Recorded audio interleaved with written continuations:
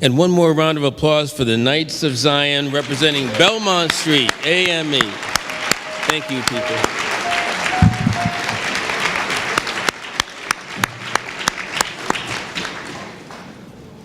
Every year, the committee works to identify a keynote speaker that will bring an innovative, stimulating, and high-quality message relating to the philosophy and message of Dr. King.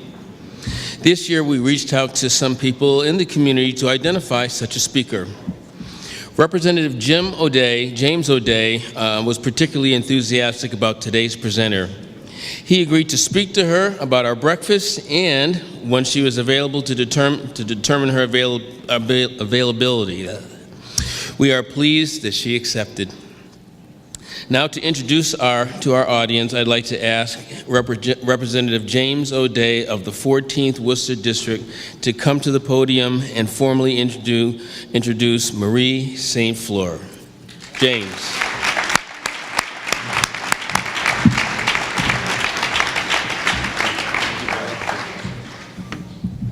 So how about those singers, ladies and gentlemen? So if I could just ask for one moment of personal privilege. This is the 9th time I've had the opportunity to come to this breakfast. And it's just an incredible opportunity for all of us to come here early in each given year, 2013, 14, 15, and now obviously 2016, dating back 31 years. And obviously we don't have to be in a house of worship to have spirituality, but I know when I leave this event every year, I have lots of spirituality. And again, thank you to all the singers. You know, so when we do gather here every year as a commitment to our community and really to sort of revisit all of those great words and efforts by Dr. Martin Luther King, you know, we hear similar themes each year. We hear about justice and equal justice and justice, economic justice, and social justice. And certainly those are the types of issues that my dear friend Marie St. Fleur has been involved in for, I'm not going to say how long, Marie, but she's been involved in these issues for many years. And I had the privilege of first meeting Marie again around 9 years ago when I was first elected into the House of Representatives. And at that time I met Marie and I knew that she was an advocate, that she was a voice for her community, for communities of color, for communities of economic disadvantage, and her work continues today. Today, she is the Chief Executive Officer for the Bessie Tot Wilson Children's Initiative, where she uses her advocacy, her tenacity, her intelligence, and her commitment to children and working families, not only in the city of Boston, but across the Commonwealth. So it really is a great honor for me to be here today to represent to you, to bring to you, my dear friend, former State Representative Marie St. Fleur.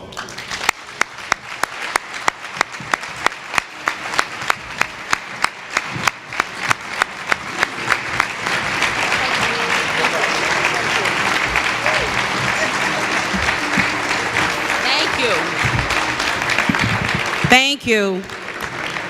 Good morning. Oh, it's a blessed morning. You all know how to set a table in the city of Worcester. Thank you. I know I'm leaving inspired. I am leaving inspired. I want to take a moment with some brief formalities.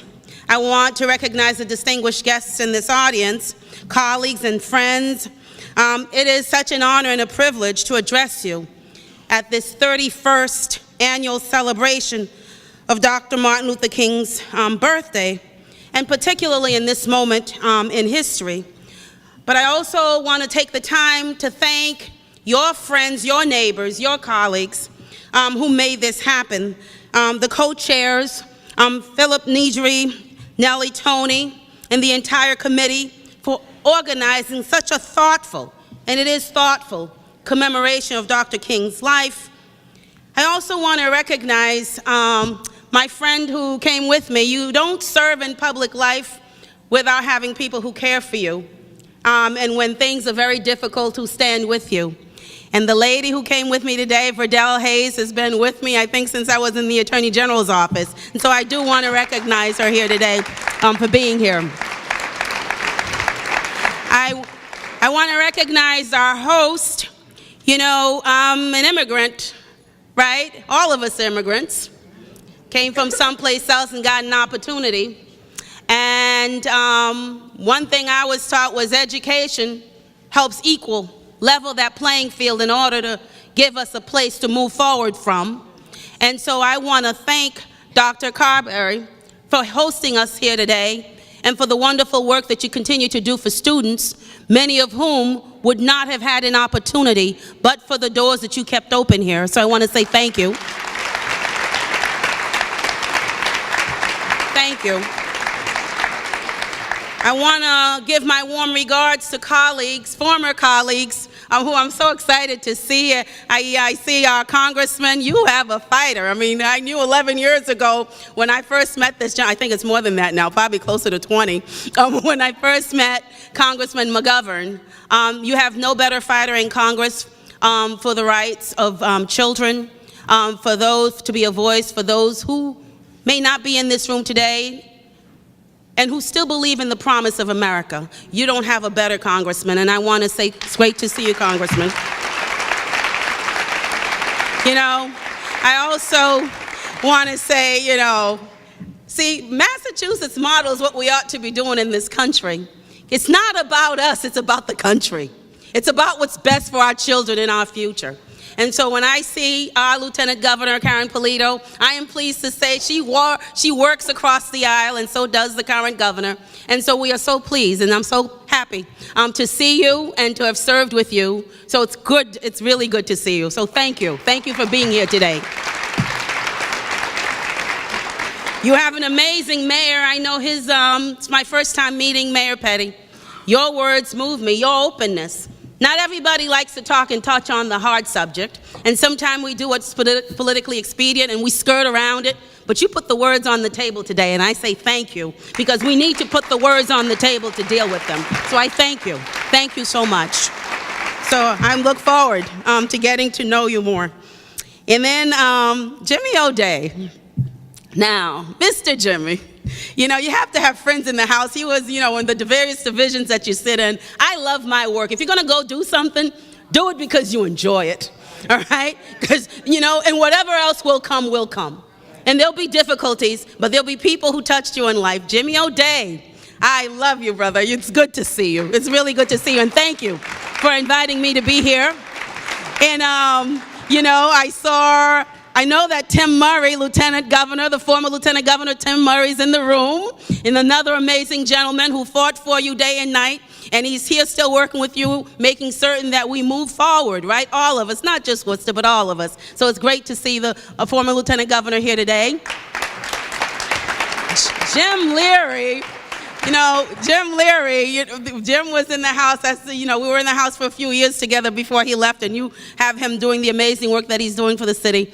And so I am so pleased to see Jim, you know, and to know that the family's doing great, the kids are growing, but he's continuing to representing you in a field that is critical, right? Without health, not much happens in your life. And he's making certain that there continues to be a voice, even from his position, for those who need it most. And so, Jim, it's a blessing to see you, so thank you.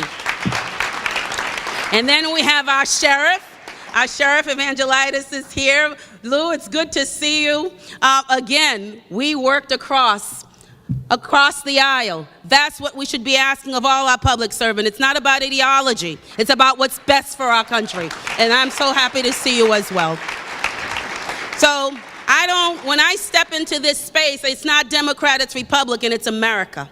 That's what it ought to be about. That's what it to be about. And I know that there's so many other friends that I have in this audience that I'm working with in my current life. And I, again, say thank you. I have to put myself in space when I speak. I speak from a place, and it's my Judeo-Christian faith. That's the place that I speak from. And so I always start there. And when I'm always tortured as I begin to try to figure out how to do this and to figure out how to do it right so that it's meaningful. And so I was sitting in church yesterday, and the second reading, I'm Catholic, in case y'all haven't noticed, and I'm very, I was sitting there, and it was 1 Corinthians chapter 12, verses 4 on. I invite you all to go read it, because it speaks to what's happening in this room today. And it gave me strength in the words that I'm about to share with you. So I invite you to do that today. The theme for this breakfast, right? The theme is love. In the quote you've heard, but I'm going to read it to you again. I think you should read that quote, take it home, read it to the kids and the grandkids. It's on your program. I'm concerned about a better world. I'm concerned about justice. And I say to you, I have also decided to stick with love. For I know that love is ultimately the answer to mankind's problems. And I'm not talking about emotional bosh when I talk about love. I'm talking about strong, demanding love. And I say to myself, hate is too great a burden to bear. These excerpts are from a speech titled, Where Do We Go From Here? Where do we go from here, America? Delivered by the good Reverend Dr. Martin Luther King Jr. on August 16, 1967, at the 11th convention of the Southern Christian Leadership Conference in Atlanta, Georgia. Powerful words, and so relevant today. We're able to say them in such comfort today. We're so much safer to say the words that I speak today than it was in 1967, 1957, 1947, and we can take it back. Powerful words and relevant today. So I'm truly encouraged by the essays written by your students on this topic. Despite the endless noise and loud voices of doom in our country and in our world, despite senseless violence, demeaning reality shows, destructive and hurtful words by political actors, Worcester chose to focus on love. You chose to call out the better angels in all of us. In their essays, your students, your progeny, your future, instruct us on how to model that love. They didn't talk about that Hollywood love or that hip-hop love. They didn't talk about that cotton candy pop star love or that fire and brimstone kind of love. Like Dr. King, they are talking about the strong, demanding love. A love that is hard. A love that is patient. A love that requires sacrifice. It requires sacrifice. So this morning, I will pick up on that theme and contextualize it further in the ecology of your great city. I will briefly touch on some of the challenges and the gifts and ask you to take action for each of the remaining 347 days in this year. In preparing to speak with you, I have gained a deeper appreciation and respect for the city of Worcester. Your city, the heart of New England, and its glorious past. The place of the first public reading of the Declaration of Independence, July 14, 1776, by the infamous Isaiah Thomas. The location of the first convocation advocating the rights of the rights of women, October 1850. Home to strong abolitionists who I'm forever grateful for. Strong abolitionists like Abby Kelly Foster and Stephen Foster,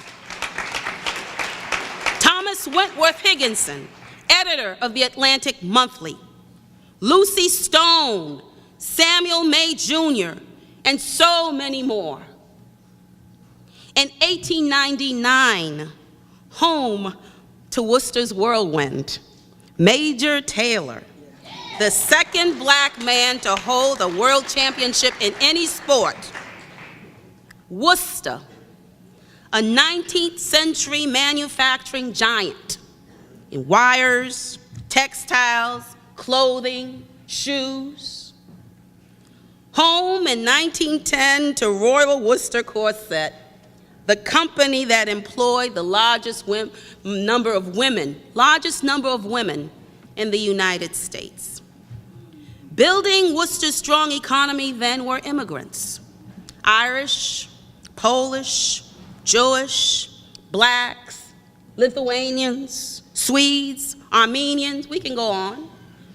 All part of the human family upon which Worcester's glorious past was built. People who came from someplace else, different circumstances, language, culture, religion, all looking for a better way, a better opportunity for themselves and their families. Bleak, difficult, and harsh moments are part of that past. Then, like today, the words of Pastor Martin Niemöller resonates. In Germany, and we can substitute it today if you want. Use your imagination. In Germany, first they came for the communist. I didn't speak up because I was not a communist. Then they came for the Jews, and I did not speak up because I wasn't a Jew. Then they came for the trade unionist, and I didn't speak up because I wasn't a trade unionist. Then they came for the Catholics, and I didn't speak up because I was a Protestant. Then they came for me, and by that time, no one was left to speak.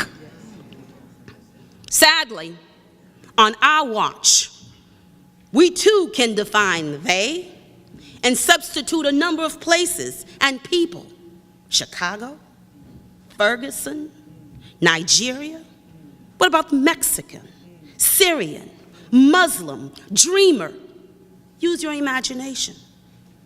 But in Worcester, then, many spoke up.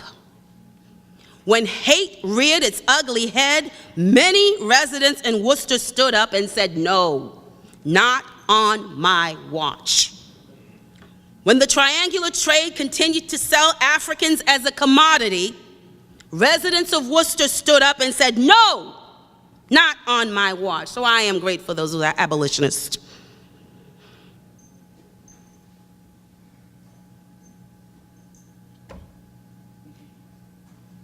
When a woman's suffrage was thwarted, the residents of Worcester said, not on my watch. In 1924, when the Ku Klux Klan held its largest convocation, Mechanics Hall, I believe it was, they tried to grow their ranks in this city. Many residents stood up, and you said, no, not on my watch. The residents of Worcester learned to protect each other. They learned to support each other. Through sheer grit, compassion, sacrifice, and faith, they forged the steel backbone of the second largest city in the state of Massachusetts. I contend to you today that these actions are rooted in that strong, demanding love, the love of the human family. Dr. King said, love is the only force capable of transforming an enemy into a friend. Today, Worcester continues to demonstrate the transformative power of love. New ethnic groups now call Worcester home. Again, different languages, different cultures and religion, but still rooted in the same objective: a better way for themselves and their families. And so the cycle begins anew. Grit, compassion, sacrifice, faith. So as you work through these challenges, new life is released into the city of Worcester. A growing economy, reclaimed neighborhoods, new legacies are being made, and new stories are being written. Youth are claiming their role, using the transformative power of love to make their city better. Rachel said to hate is nothing more than a choice. Through hatred, more problems are created than solved, and by resorting to it, we only bring ourselves down to the level of its origin. Aliciona said, love lifts the weight of hate. Instead of wishing revenge on those who wrong me, I ask for God to touch them and help them to know love. Alex said, love is a powerful force that shields you from the spiritual loneliness of hate. Love of community, agape love, where are the Jesuits? Agape love binds people into a loving community and makes the world a better place from your youth. Seamus said, I will be the vaccine that inoculates me, my family, and my community from hate. It begins with me. Wow, right? Wow. I'm just saying. So I know that in Worcester, yesterday and today, when they come, residents will stand firmly in that strong, demanding love and say, not on my watch. So when you travel the streets of Worcester, you can be greeted in English, Spanish, Vietnamese, Khmer, or by residents from the Middle East and various countries in Africa. As in the past, your political, educational, business, and cultural institutions are adapting. Along with numerous ethnic businesses and a diverse workforce, your political establishment is diversifying. And I commend Mayor Petty for hiring your first diversity officer. And I was remiss not to, I believe Mr. Augustus is here, who is your manager, your city manager, and I all too serve with him. And I also want to commend him on the work that he's doing on that commission.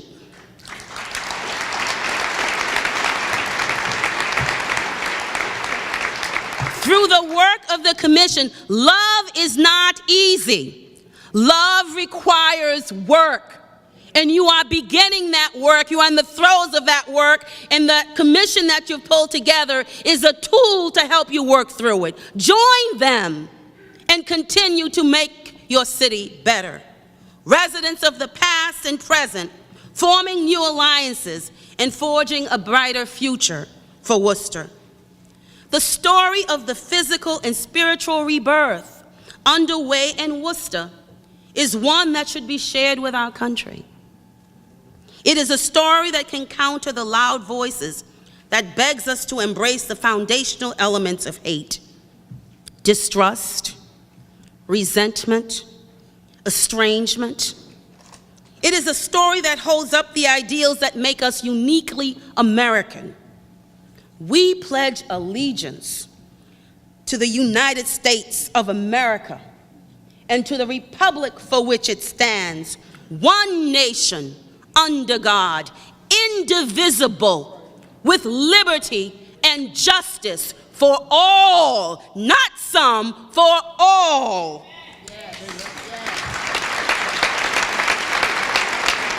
Our creed is based on a love for others, even the stranger amongst us, not hate. Our creed tells us that we will not give in to hate, no matter our differences. The fulfillment of this ideal is a work in progress. Each day, each decade, each century requires us that we teach, that we learn, that we promote, and that we defend those ideals. Our mission is not accomplished. It is ongoing. Every day, residents in Worcester are modeling for us, quietly, the power of that strong, demanding love and protecting the ideals that make us uniquely American. A strong and demanding love comes with struggle. The challenges we face are not easy, and solutions may seem complex. Not everyone will be with you. Not everyone was with Martin. Not everyone was with Gandhi. Not everyone was with Christ. But we can be victorious.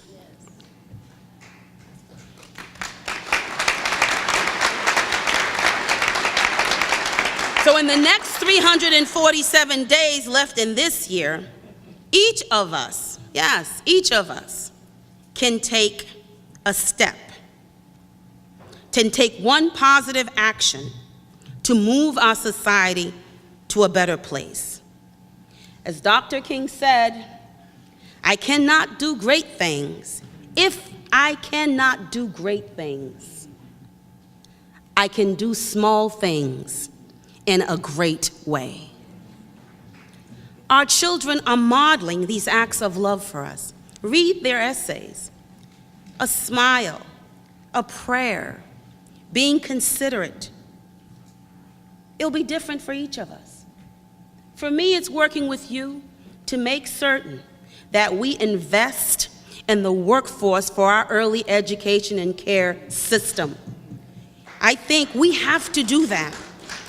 For me, it's making certain that we can have educators that can support the healthy development of our babies.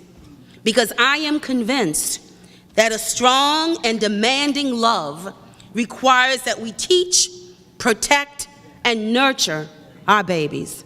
And we need a great workforce to do that. And so I want you to join in with me to be able to do that. For you, perhaps, it's public safety. Keeping us safe on our streets, responding to emergency in someone's home. Or maybe it's parenting a child who's going through an opioid addiction. We're seeing that across our state. Perhaps it's taking care of an elderly parent or a neighbor, because we have a number of shut-ins across our country and across our state. And perhaps it's watching out for that elderly person. Perhaps it's employing the marginalized. Perhaps it's elected office. Perhaps it's being a preacher. Whatever it is, in the next 347 days, do it. And do it well.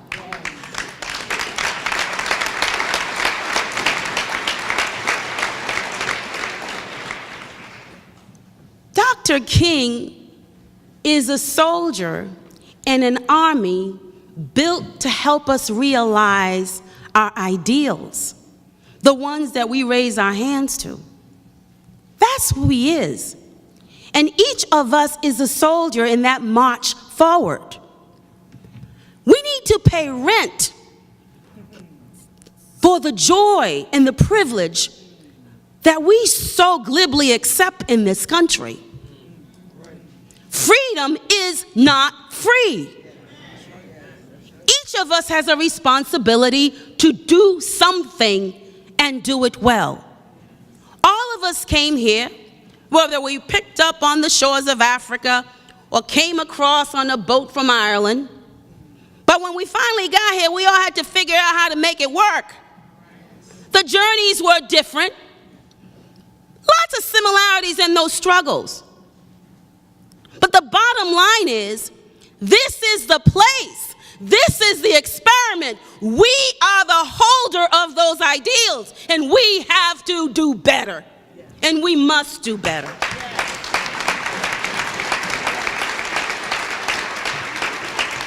So it's not easy. It's not perfect.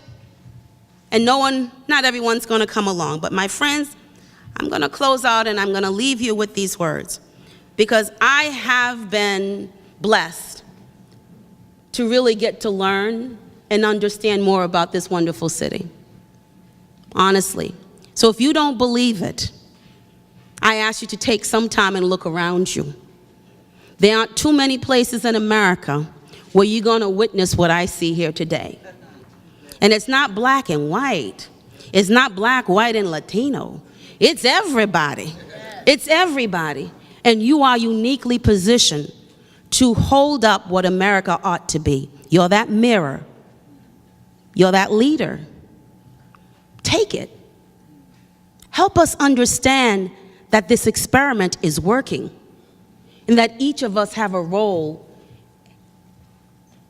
in shaping that perfect union. Right? You agree with me? Do you agree with me?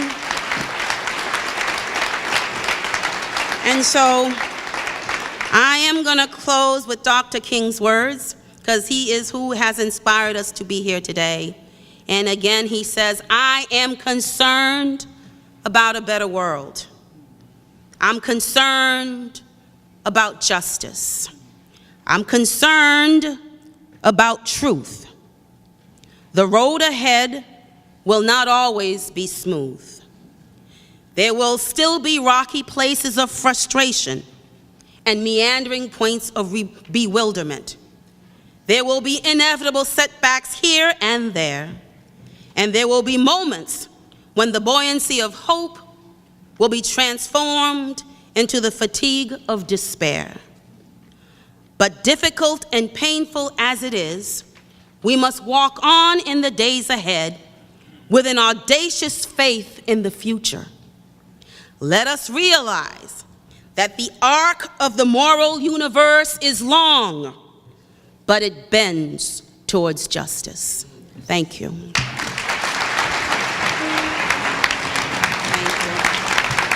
Thank you.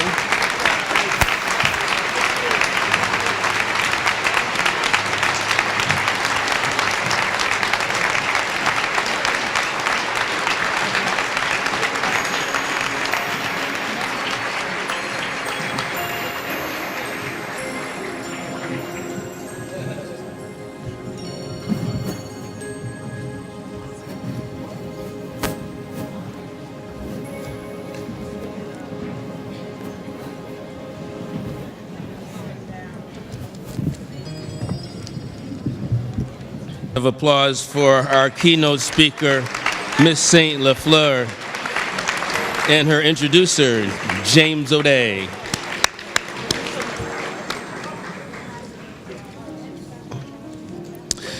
Before our next musical piece, I do have one thing to add. On behalf of Quinsigamond Community College Open Door newspaper, Channel 3, and the Worcester Telegram and Gazette, I would like to invite all of the award winners and all of the children that are here, award winners or not, to come forward for a group picture at the conclusion of the program.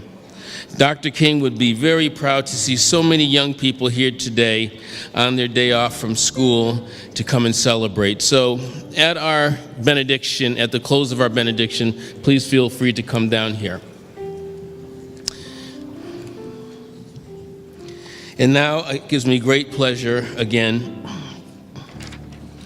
We're going to sing our folk song, We Shall Overcome. So I'd like everyone to stand and embrace each other. Hold hands. And please remain standing after that for the benediction.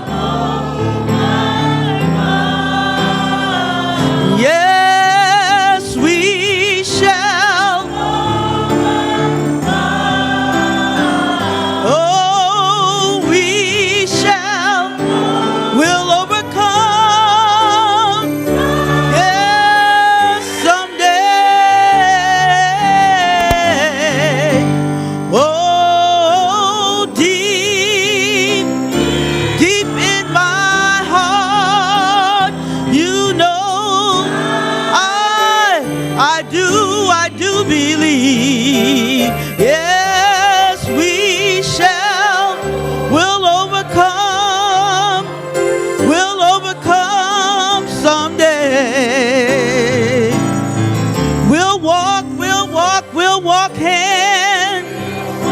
We'll walk hand. We'll walk hand in hand. We'll walk hand in hand. Yes, we'll walk hand in hand. Someday. Oh, deep in my heart, I know that I do believe that we shall overcome someday, and we shall live in peace. Oh, we shall live in peace. We shall live in peace. We're gonna live in peace. We're gonna live in peace someday. Oh, deep in my heart, I do believe that we're gonna overcome someday. Oh, the truth will make us free. The truth shall make us free. Oh, the truth shall, it'll make us free someday.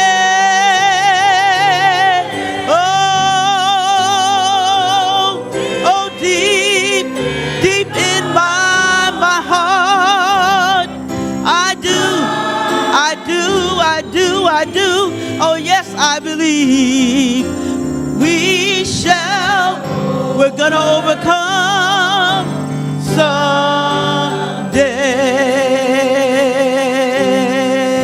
someday. We'll overcome someday.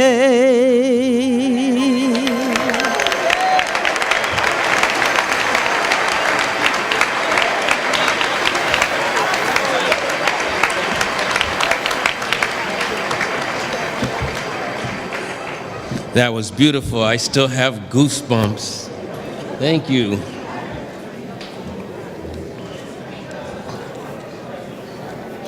Today,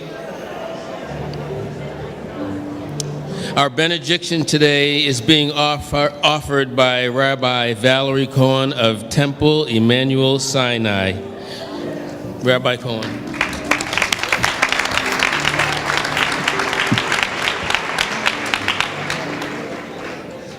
One man said to the other, "Do you love me?"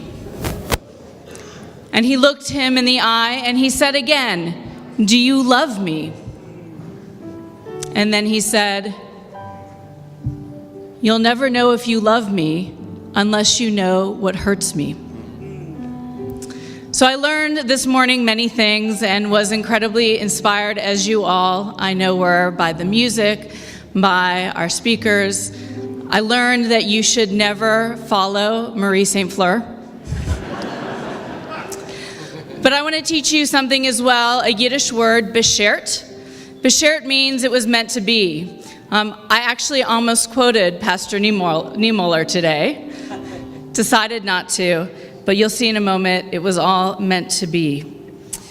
There was a rabbi, Joachim Prince, and Rabbi Prince spoke directly before Dr. King on the March on Washington. This German refugee began with this resounding proclamation, "I speak to you as an American Jew." He further drew upon his personal history when he said to the crowd, "When I was the rabbi of the Jewish community in Berlin under the Hitler regime, I learned many things. The most important thing that I learned under those most tragic circumstances was that bigotry and hatred are not the most urgent problem. The most urgent, the most disgraceful, the most shameful, and the most tragic problem is silence. Where do we go from here? It was also said about Rabbi Prince.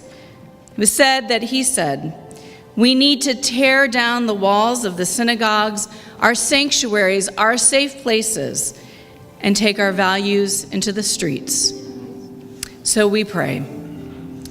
God, as we move from this place that has been warm and inspiring and safe and comfortable, even as we have been challenged, God, as we think about the lessons that we have learned this morning from each other, from the companionship we've had at our tables, from the inspiring music and words, and the values we've gained, as we tear down the walls of this morning, where do we go from here? We go into the streets of Worcester, and we take our values outside our homes. And it's our job to love and make a difference. Baruch atah b'voecha, baruch atah b'tzeitecha.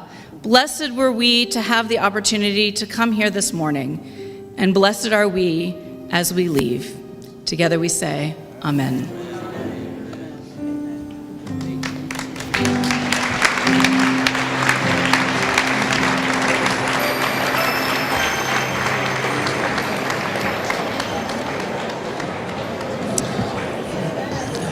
On behalf of the Breakfast Committee, I'd like to thank all of you in attendance today for your support and participation in the 31st, I don't think anybody's listening to me, Martin Luther King Breakfast Committee.